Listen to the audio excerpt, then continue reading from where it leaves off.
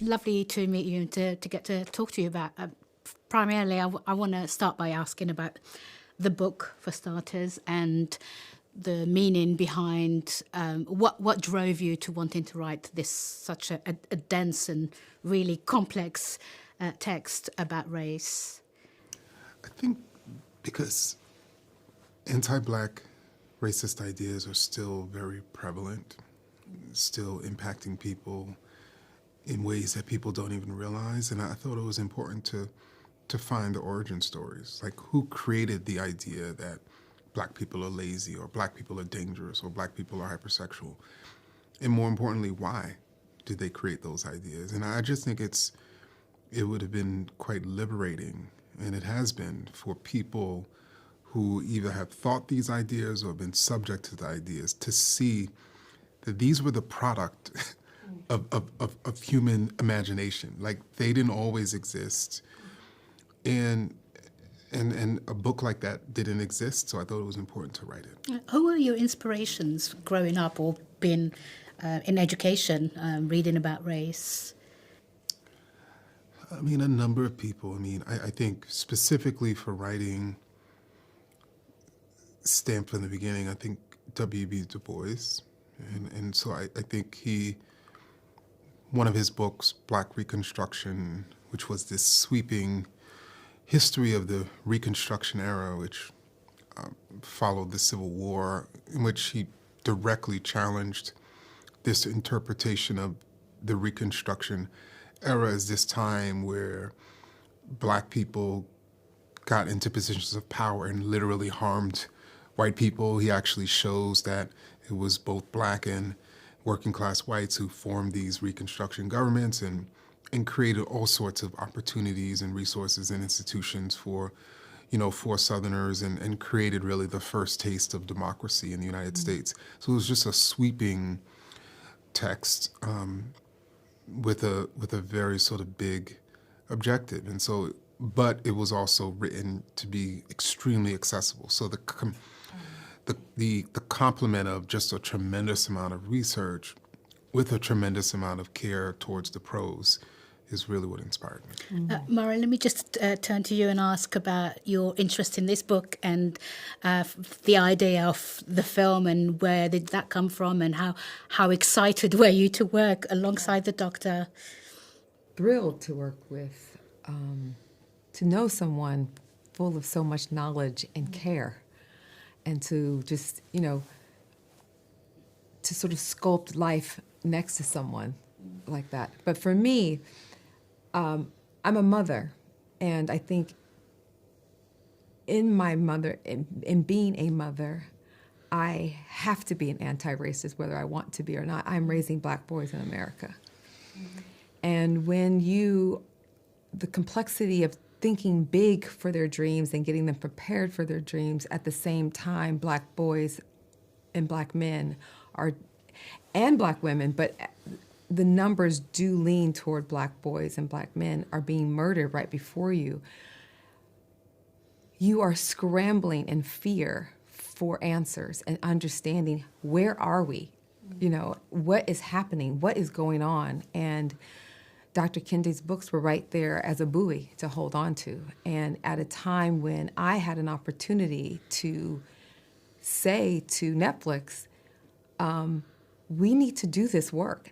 I at first envisioned it to be a modern day Roots. I believe that film has the capacity to make people feel. That narrative can dance with the true self, which is the soul, and that is what can be the change making. That can be the change in us. Excuse me. Meanwhile, Roger Ross Williams, who was equally excited he was transformed in reading the books similarly and wanted to make it into a documentary film.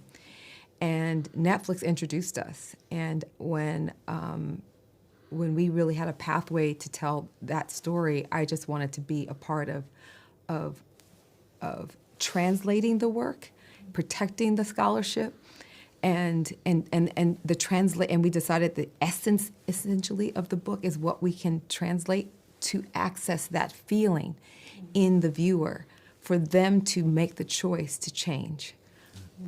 Both the book and the film give a huge sort of voice to women, civil rights writers, and sort of women who know about race discourse. How important was it for you to get all these people involved in making the movie as well? It was powerful. Like I said before, Black women have been undervalued. They have been invisible to society. But what Black women have consistently done is do the work, whether people were watching or not, whether they were getting a pat on the back or not. And the scholars, the historians, the professors, the researchers, the academics, the activists in our film, the experts who've been studying it when no one else cared, they've been there. Just like in the book, Dr. Kendi was able to give us the receipts of the Black women who were writing their story, Phyllis Wheatley, Harriet Jacobs, Ida B. Wells, when she was recording the data of death and lynchings and why. They were doing it when nobody else cared, but they were there so that when Dr. Kendi did his research, it was in the book. And so the pattern of history of Black women telling our stories, recording our stories, and these researchers and these scholars and these professors who were doing the work when nobody else was looking, Roger saw those names on that list, which was produced by, there's in our production, there's a lot of Black women supporting the work of this film.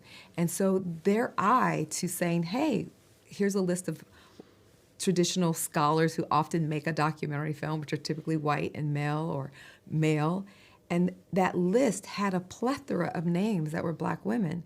And it was Roger who said, hey, let's give Black women the voice that they've always had that nobody was listening to. Dr. Kendi, there is, I know that you are very aware that this is very much a study in American Blackness, but it is also a film that can be universal.